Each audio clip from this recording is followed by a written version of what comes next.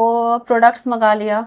अब क्या, कहाँ से कोर्स करेंगे, कहाँ से कोर्स कर सकते हैं, ये क्या हाँ, प्रोसेस है? आप एक अच्छी एकेडमी से कर सकते हो। आप यूट्यूब वीडियोस भी देख सकते हो, इंस्टाग्राम वीडियोस भी देख सकते हो, लेकिन वो उसमें आपको बहुत टाइम लग जाएगा। जो चीज़ आप एक मेंटोर से सीख सकते हो within a week, within 15 days का जो कोर्स चलता है उसमें आप सीख सकते हो, वो आपको यूट्यूब देख देख के 3-4 महीने लग जाएंगे। आप वीडियो देखोगे, फिर आप प्रैक्टिस करोगे। तो आप अच्छे मेंटोर को एक पकड़ो जो कि आपको लगता है कि हाँ ये आप ट्रस्ट कर सकते हो उनको, एंड उनके थ्रू आप अपनी स्किल्स को डेवलप करो। एंड हाँ, जो आप प्रोडक्ट लिए हो, मिनिमम प्रोडक्ट है आपके पास, उसी से आप प्रैक्टिस करो। पहला क्लाइंट कहाँ से आया? और मतलब मेरे पिछले हर पॉडकास्ट में मैं हमेशा ऐसा गेस्ट लेकर के आती हूँ जो अपनी फील्ड में 10 on 10 होते हैं। मैंने ये नोटिस किया कि उनके जितने भी एक्सपीरियंस होते हैं वो 10 साल पुराने होते हैं, जो कि आज अगर कोई स्टार्ट करना चाहता है तो उसके लिए रेलेवेंट नहीं होते हैं। इस बार मैं एक ऐसा गेस्ट लेकर के आई हूँ जिन्होंने 1 साल के अंदर अपने बिजनेस को एक्सप्लोर कर दिया है, वो भी फास्ट मूवर एडवांटेज के साथ। फर्स्ट मूवर एडवांटेज तो बहुत आसानी से चल जाता है, पर कोई नया आए और फटाक से एंटर करके एक्सप्लोर कर जाए ये कम होता है। उन्होंने कैसे कवर किया है, आज हम ये सारी चीजें उनसे सीखेंगे। So let's welcome today's guest. So welcome Shikha. Thank you ma'am for having me on this platform. First of all मैं ये इसलिए करना चाहती थी आपके साथ। आई नो कि आपने मुझे बोला कि you don't have enough experience. पहले तो ये लर्निंग पॉइंट आप जब बोलते हो तो मुझे लगता है यार किसी सक्सेसफुल इंसान से बात हो रही है। सेकंड, जब भी मैं किसी टॉप लेवल के इंसान को बुलाती हूँ जो ऑलरेडी 10 on 10 है या 9 on 10 है, मैं जब उनसे बात करती हूँ तो मुझे लगता है कि वो ग्राउंड लेवल की बातें नहीं बता पाते हैं, क्योंकि उनके टाइम का एक्सपीरियंस, जो 10 साल का एक्सपीरियंस ले चुका है, वो 10 साल पहले का स्ट्रगल बता रहा है जो कि आज के टाइम में काम नहीं कर रही है। हम्म।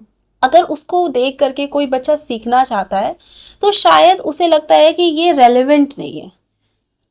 This is why I wanted कि मैं आपके साथ करूं, क्योंकि आपने रिसेंट में किया है सारी चीज़ें और I think within 1 year you have been to successful. आप गोरखपुर में धड़ाक से एंटर करते हो एंड एक्सप्लोर्ड। मतलब ये कैसे हुआ, क्या थी आपकी जर्नी? मुझे शुरू से जानना है, क्या था आपका ड्रीम और कैसे आप यहाँ तक पहुँच गए?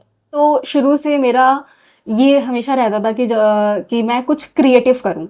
एज इन, मैं अगर एज आई वुड से मैं 5-6 साल की थी तो मेरी मम्मी, मेरी सिस्टर, सबके नेल्स करना, सबको सबके मेकअप लगाना, आई आई मेकअप करना, दैट वाज माय पैशन। मतलब मुझे बहुत अच्छा लगता था ये करके। तो हमेशा से वो अंदर एक इंग्रेन्ड था मेरे अंदर कि कुछ क्रिएटिव करना है, हमेशा से था। But then when I was in grade 12, तो मुझे बायोलॉजी में बहुत इंटरेस्ट आया और मुझे ये था कि क्रिएटिव साइड को थोड़ा साइड रखते हैं एंड अब थोड़ा एकेडमिक्स में जाते हैं। फिर ये हुआ कि चलो ठीक है, पीएचडी करते हैं, बट कुछ रीजंस थे जिसकी वजह से मुझे लगा कि no, I wouldn't be able to continue to PhD और नेट। तो मुझे मैंने एक टीचिंग, ऑनलाइन टीचिंग की जॉब की। तो I was an educator there. तो फिर मुझे लगा कि no, this is all what I wanted हमेशा से। But something is missing, the spark in me that always had in me. जो एक क्रिएटिव माइंडसेट था मेरा, जो एक क्रिएटिव साइड था, वो मुझे लग रहा था कि उसके साथ थोड़ी जस्टिस नहीं हो रही है। तो मुझे लगा कि व्हाई नॉट टू स्टार्ट कुछ ऐसा। जो मेरा जॉब चल रहा है तो वो ठीक है, आई वॉज एजुकेटिंग पीपल, सब बढ़िया चल रहा था, everything was like in line. But मुझे लगा कि चलो ठीक है, स्टार्ट करते हैं, कुछ तो करते हैं ऐसा जिससे अच्छा हो। देन फिर लॉकडाउन आया and I started my art page. Then I like revived my inner, जो एक क्रिएटिव साइड होता है उसको मैंने रिवाइव किया। फिर मुझे लगा कि no, this is going good, like I can do any sort of thing जो क्रिएटिव फील्ड में हो। तो फिर एक दिन ऐसा ख्याल आया and my sister is the one जो जिन्होंने मेरे अंदर ये बात डाली कि you are creative and why not to start a business. She is a business minded woman and she always inspire me to like do something which is like very good for me. तो उन्होंने बोला कि चलो ऐसा ऐसा है, तुम्हारी field में क्या है ऐसा जिसे आगे बढ़ा सकते हैं और अच्छा कर सकते हैं। तो आई वॉज लाइक कि hey, why not we can do like nails nails करते हैं। तो फिर मैंने बहुत ही मिनिमम इन्वेस्टमेंट से स्टार्ट किया एंड बेसिकली आपने अभी बोला कि मैं 12th के बाद पीएचडी करने चली गई। जी। आई थिंक क्या ऐसा नहीं है कि उस टाइम पे क्रिएटिव पार्ट को मेन प्रोफेशन नहीं माना जाता था? शायद ये भी एक रीजन था। जी, आज से 8-10 साल पहले ना लोगों की सोच बहुत डिफरेंट थी। लाइक अगर उन्हें लगता था कि कोई अच्छा कर रहा है अपने लाइफ में, तो वो एक डॉक्टर हो सकता है, एक इंजीनियर हो सकता है और एक प्रोफेसर हो सकता है। मतलब एग्जैक्टली। ये सारी जो प्रोफेशन है वो एक पेडेस्टल पे लोग उसको देखते थे। But now when social media आया, फिर धीरे धीरे कोविड के बाद से ये चेंजेस बहुत ग्रेजुअली आया लोगों के माइंडसेट में। And now people think that ना दिस इज व्हाट लाइक बहुत कुछ है करने को। एक दो चार चीजों से अलग भी चीजें हो सकती हैं जो लोग कर रहे हैं, और हाँ, अच्छा कर रहे हैं। एक और आपने बहुत अच्छी बात बताई कि अगर कोई है जो जॉब कर रहा है और उसके माइंड में कोई क्रिएटिव आइडिया आ रहा है, आपने क्या किया? जॉब छोड़ के ये किया या जॉब के साथ कंटिन्यू किया? नहीं नहीं, हमेशा से एक बैकबोन होना चाहिए। अगर आप कुछ कर रहे हो अपने लाइफ में, कहीं से एक फाइनेंशियल स्टेबिलिटी होनी चाहिए। तो मेरा जॉब अभी भी है। I take classes in night, it is a night shift job. I take classes, I sleep in early morning, and मैं 11-12 बजे दिन में उठती हूँ, and I buck up my shoe, and फिर मैं चले जाती हूँ काम पे। फिर वो रात में वाइंड अप करती हूँ। आई गेस अगर हम बात कर रहे हैं कोई जॉब कर रहा है उसको साथ में अपने कंटिन्यू करना चाहिए, और अगर कोई हाउसवाइफ है तो उसे भी ये मानना पड़ेगा कि एक्स्ट्रा टाइम में ही आप क्रिएटिव बिजनेस में एंटर करो, क्योंकि दैट रिक्वायर्स टाइम। बट आप मेन प्रोफेशन को, जो भी आपका मेन प्रोफेशन है, उसको आप साथ लेके चलो।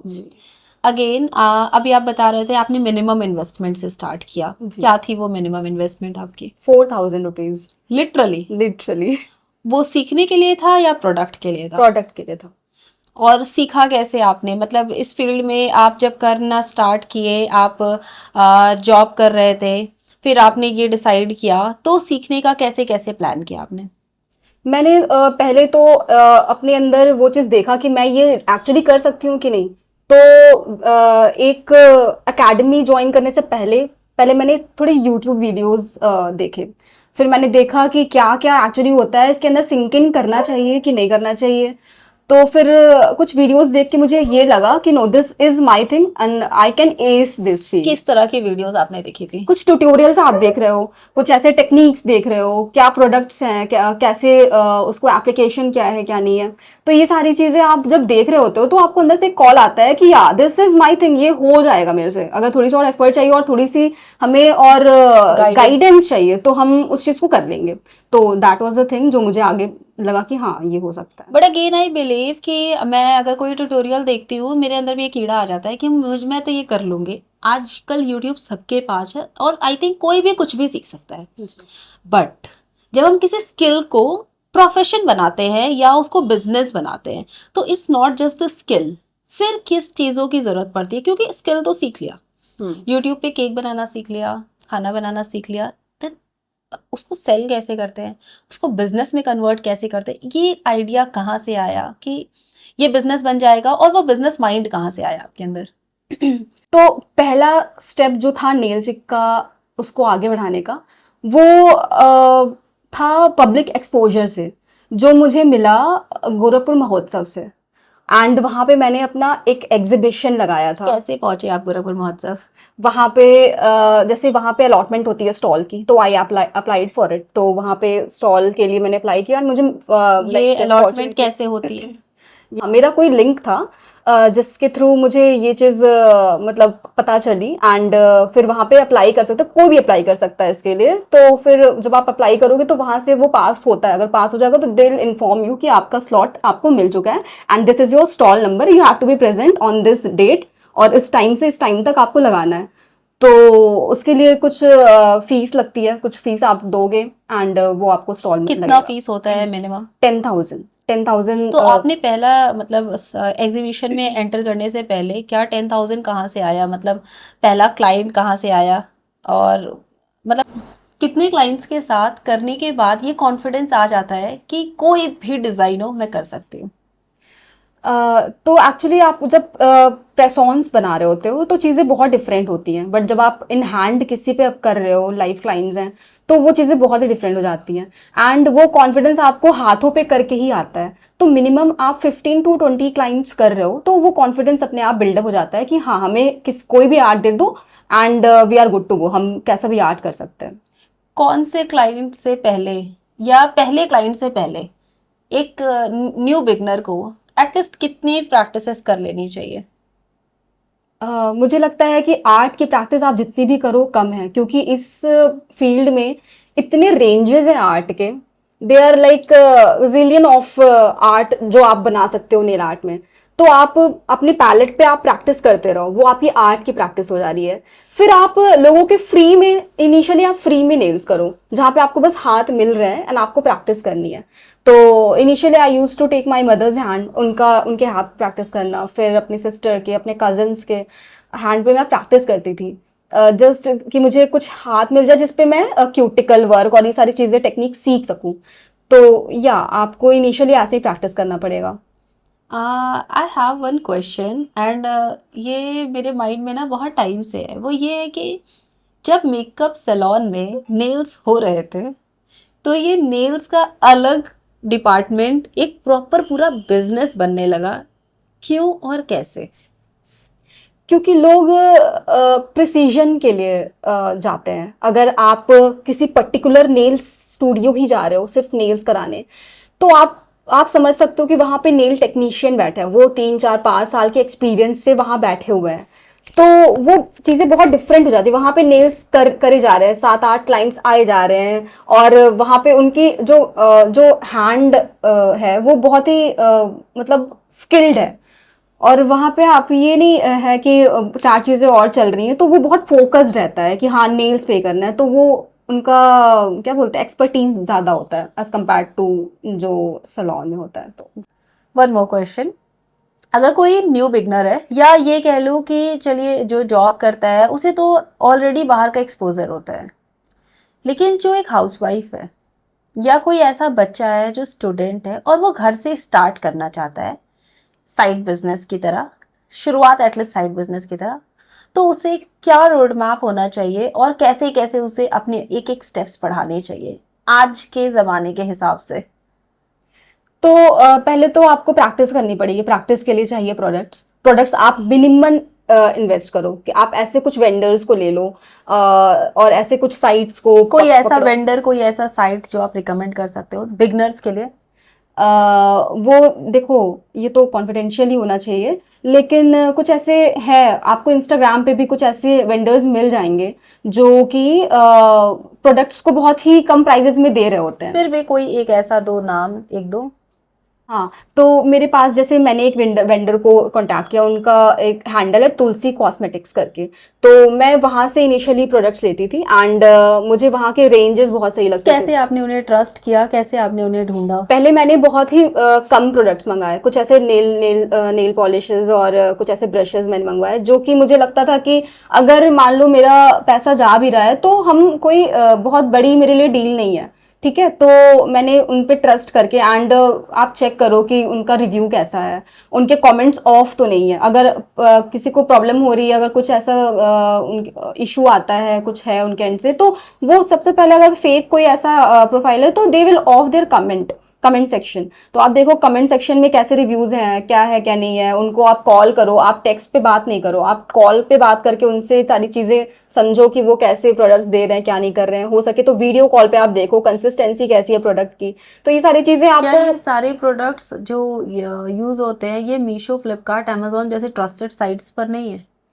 बिल्कुल है, बट यू कांट ट्रस्ट कि उसका ड्यूप है कि ओरिजिनल प्रोडक्ट है। अगर आप वेबसाइट से ले रहे हो, सेम जैसे ब्यूटी इंडस्ट्री में होता है मेकअप के साथ, मेकअप में आपको वही मैक का फाउंडेशन 5000 में मिल रहा है एंड कहीं और आपको 1500 में मिल रहा है। तो क्यों आपको 1500 में मिल रहा है? क्योंकि वो उसका ड्यूप है, ठीक है। तो ड्यूप पे हम नहीं जा सकते। नेल अगर आप ड्यूप ले रहे हो, कहीं से आप फेक प्रोडक्ट ले रहे हो जिसकी क्वालिटी बहुत ही खराब है, तो वो तुरंत चिप ऑफ होना शुरू हो जाती है, जेल श्रिंक होने लगता है।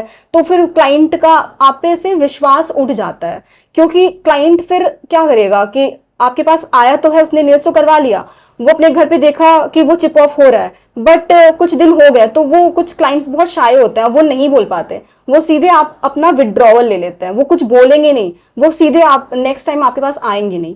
ठीक है, तो आपको बस अपना ट्रस्ट बिल्डअप करना है, एंड वो ट्रस्ट आपके टेक्निक से और आपके प्रोडक्ट से हो सकता है। तो प्रोडक्ट में कोई कॉम्प्रोमाइज करना मुझे नहीं लगता है कि इस इंडस्ट्री में इनिशियली आप कर सकते हो। आप अगर आप किसी मतलब आगे थोड़ा बढ़ गया उसमें, तो कुछ ऐसे 2-4 प्रोडक्ट्स आ जाते हैं जिसमें आपको लगता है कि चलो ठीक है, उतना ज़्यादा इन्वेस्टमेंट नहीं करते हैं, बहुत ही टॉप नॉच क्वालिटी नहीं लेते हैं, लेकिन initially you have to take every bit of it, like बहुत ही अच्छे प्रोडक्ट्स आप यूज़ सोच करें। समझ प्रोडक्ट्स मंगा लिया, अब क्या, कहाँ से कोर्स करेंगे, कहाँ से कोर्स कर सकते हैं, ये क्या प्रोसेस है? आप एक अच्छी एकेडमी से कर सकते हो, आप यूट्यूब वीडियोस भी देख सकते हो, इंस्टाग्राम वीडियोस भी देख सकते हो, लेकिन वो उसमें आपको बहुत टाइम लग जाएगा। जो चीज़ आप एक मेंटोर से सीख सकते हो within a week, within 15 days का जो कोर्स चलता है उसमें आप सीख सकते हो, वो आपको यूट्यूब देख देख के 3-4 महीने लग जाएंगे। आप वीडियो देखोगे, फिर आप प्रैक्टिस करोगे, तो आप अच्छे मेंटोर को एक पकड़ो जो कि आपको लगता है कि हाँ ये आप ट्रस्ट कर सकते हो उनको,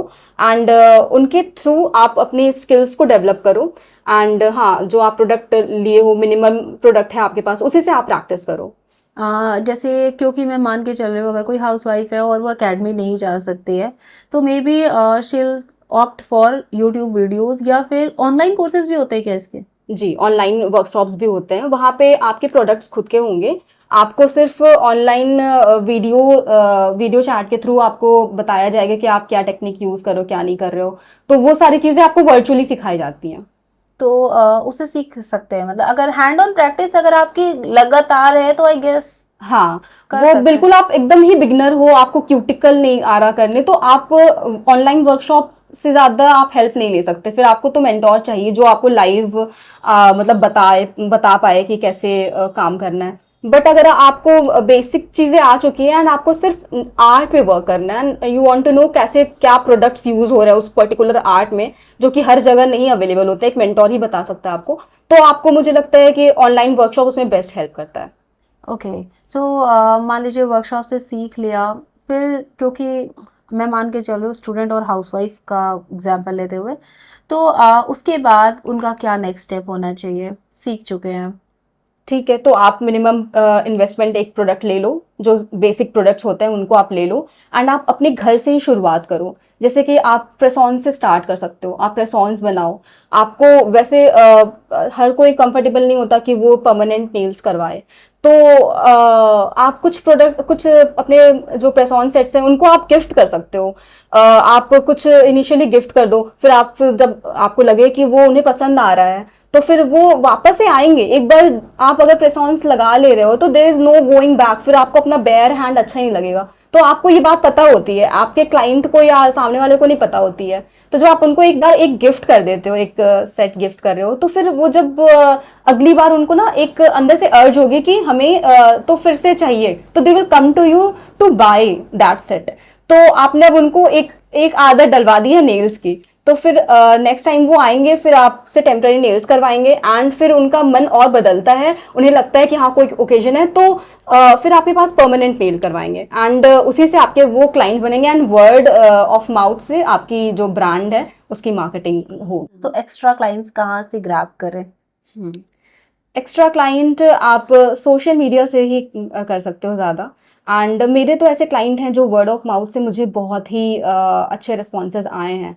आप एक ऐसा प्लेटफॉर्म जब आपको मिल जाता है, जैसे मुझे एग्जीबिशन में मिला था, तो वहाँ पे कुछ फ्रेंड्स आते हैं साथ में, 2-3 फ्रेंड्स आते हैं एग्जीबिशन में घूमने आते हैं, ठीक है, तो महोत्सव में वहाँ पे अपने फ्रेंड्स के साथ वो आए थे, तो वो आए, वो ले गए, एंड जब आप किसी मेले से आते हो या कहीं ऐसे जगह से आते हो, तो आप अब सामान दिखाते हो ना लोगों की, मैंने ये लिया हुआ है। तो मैंने कुछ ऐसे अपने एग्जीबिशन में कुछ ऐसे विजिटिंग कार्ड अपने और कूपन दे रखे थे, जिसकी वजह से अगर आप नेक्स्ट विजिट कर रहे हो तो या आप किसी को अपने थ्रू ले आ रहे हो तो आपको कुछ डिस्काउंट मिलेगा। तो अगर आप ऐसा कुछ करते हो ना, तो सामने वाला सोचता है ओ अगर मैं 2 लोग को और लेके जा रहा हूँ तो मुझे एक नेल्स तो फ्री मिलेगी, या नेल्स में 80% डिस्काउंट मिल रहा है, तो क्यों ना जाए, वर्ड ऑफ माउथ वो करेंगे। This is a smart move, क्योंकि ये मार्केटिंग का बहुत स्ट्रॉन्ग टेक्निक है, और मार्केटिंग का मतलब सिर्फ ये नहीं होता है कि आप सोशल मीडिया पे रेगुलरली पोस्ट कर रहे हो, आपको कुछ ऐसे काम करने होते हैं जिसकी वजह से लोग आपकी तरफ अट्रैक्ट हो,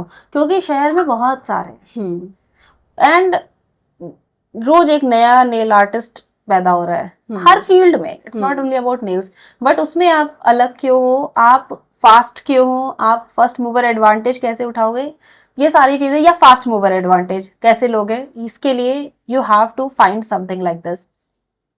क्या आप चैट जीपीटी का भी यूज करते हो किसी फॉर्म में? चैट जीपीटी का यूज आप नेल्स में तो नहीं कर सकते, मतलब आप नेल्स मेकअप में चैट जीपीटी से क्या क्या पूछ सकते हो, वो प्रोडक्ट्स के बारे में वो जो इनफेड इंफॉर्मेशन है वही बता पाएगा वो। और ये जो एक आर्टिस्ट होता है ना, वो किसी मेंटोर के थ्रू ही अपनी स्किल्स को डेवलप कर सकता है। आप सिखाते भी हो? जी, मैं एकेडमिक भी चलाती हूँ, तो विद इन 15 डेज मैं बेसिक्स टू एडवांस सारे कोर्सेज कवर कर लेती हूँ। जी। Okay, so I think anything जो आपको लगता है कि अगर कोई बिगनर है और इस वीडियो को देख रहा है और सिखाना है, शायद मैं कुछ क्वेश्चंस में भी उसके लिए ना पूछ पाई हूँ, एनीथिंग दैट यू थिंक कि आपके लाइफ में सब, मतलब जब भी आप सीख रहे थे कोई ऐसी डिफिकल्टी फेस किया आपने जो आपको लगता है कि उन्हें पता होना चाहिए, या ये एक पड़ाव था जो हर किसी के लाइफ में आता है पर कुछ लोग आगे जंप कर जाते हैं और कुछ लोग रुक जाते हैं? मुझे जब मैं स्टार्ट करी थी नेल चिक, तो मुझे नहीं पता था कि प्रोडक्ट्स कौन से लें, क्योंकि आप कुछ कोर्सेज करके आते हो, वहाँ पे आपको टेक्निक तो सिखा देते हैं, लेकिन प्रोडक्ट वो कैसे ले, कहाँ से ले, कौन सी ज़्यादा सही है, बहुत सारे रेंजेस हैं, उसमें से आपको सेलेक्ट करना है कुछ 2-3 ब्रांड जिस पे आप ट्रस्ट कर सकते हो। तो वो मुझे इनिशियली लगा कि मुझे वो चीज़ एक अपने ही थ्रू पता चलेगी, मैं अब 4 चीज़ें लूँगी, उस पर प्रैक्टिस करूँगी तो ही मुझे वो चीज़ पता चलेगी। आपके मोस्ट ट्रस्टेड ब्रांड्स कौन से हैं? Shills is the like most trusted brand in nail, like nail art में जो भी चीज़ें आपको प्रोडक्ट्स रह रही हैं। एंड आप 3 स्ट्रोक्स भी ले सकते हो, आप जेलिश भी ले सकते हो, एंड हाँ, ये कुछ ऐसे ब्रांड्स हैं जिस पे आप ट्रस्ट कर सकते हो। Okay, so it was nice talking to you, मुझे बहुत कुछ समझ में आया एंड आई थिंक ये एक बिगनर गाइड है, क्योंकि ऑब्वियसली मैंने जो पहले बताया कि जिसने बहुत सालों पहले सीखा है उसने जिस टेक्निक से सीखा है वो टेक्निक्स आज नहीं चलती है। आज का ज़माना जेंजी का है, यहाँ पे लोग फास्ट चाहते हैं, यहाँ पे शॉर्टकट्स चाहते हैं, and I think you have taught well enough, बहुत ही अच्छे से आपने सारे क्वेश्चंस को बताया है and wishing you a lot of success. अभी तो इनिशियल्स है, आई थिंक 1 to 3 years के सेंटर में हो आप। 10 साल बाद आपको लगता है कि तब भी आप सीखोगे, या मतलब तब तक आप एकदम ट्रेंड हो जाओगे? तब तो नेलचिक एक ब्रांड बन जाएगा। मुझे इस नेलचिक को ना एक्चुअली इंटरनेशनल ब्रांड बनाना है, तो शुरुआत तो हो गई है एंड होपफुली ये बहुत जल्दी हो पाएगा। गोरखपुर में लोग जान रहे हैं, मेरे नेलचिक को जान रहे हैं, तो मुझे लगता है कि विद इन 5 to 6 years अच्छी पोजीशन पे होगा नेलचिक, तो होपफुली देखते हैं। All the best and see you then on the next podcast. Till then, stay tuned for the further podcast, जहाँ पे हम बहुत सारे अच्छे अच्छे गेस्ट लाते हैं so that आप कुछ अच्छा और बहुत ही अच्छा कर सको अपनी लाइफ में from the start. Stay tuned. Bye bye.